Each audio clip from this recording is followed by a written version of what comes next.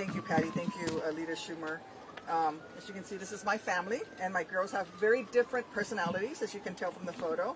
And this morning, I got to pack their lunch boxes, and it sounds mundane, I know, getting up and packing your kid's lunchbox and going through the drop-off line at school. But when I spend just a second thinking about it, even that kind of everyday moment with my girls isn't really mundane at all. It's a miracle. Because after 10 years of struggling with infertility, after being wounded in combat, I was only able to have my girls through the miracle of IVF. The only reason there was PB&Js for me to make this morning, and the only reason there is tiny sneakers for me to Velcro, is because after I came home from war, I had the freedom to seek the health care I needed to make my dream of going from Tammy to Mommy a reality. But now, thanks to Donald Trump, that right to get reproductive care is at risk for millions of women across this great nation. Look, I doubt that Donald Trump even knows what the acronym IVF stands for. Heck, I'm not even sure half the time that he can spell IVF. But, you know, and despite the incoherent, delusional, and frankly embarrassing ramblings that came out of his mouth last week, he is the reason that IVF is at risk in the first place.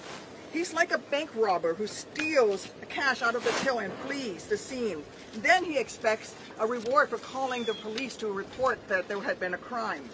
So while it may now be convenient for him to claim that his support of IVF is as huge as the made-up crowd sizes at his rallies, we know the truth. He is to blame. He and every other Republican who cares more about staying good with Trump than about doing good for the American people that they are supposedly serving. Women in this country have been through enough. What women don't need is a man who was found liable for sexual abuse controlling what we can or cannot do with our bodies.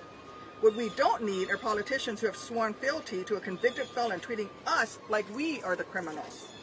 Listen, I'm sure that some of my Republican colleagues are going to run to the nearest camera to claim that their actions have simply been misunderstood.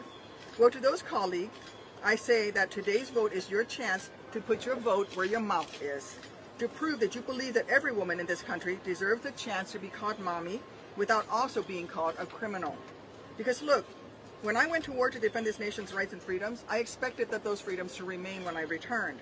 And I did it because I believe so deeply in the importance of that mission. I'm not asking Republicans to head into combat to show that they care deeply too. I'm not asking them to do anything difficult at all, really. All I'm asking of them is to simply support this bill that could represent millions of women's only chance of starting a family. All I'm asking of them is to vote in a way that reflects the position they claim to have when they're spouting talking points on cable news. With that, I'll hand it over to my good friend, Senator Booker.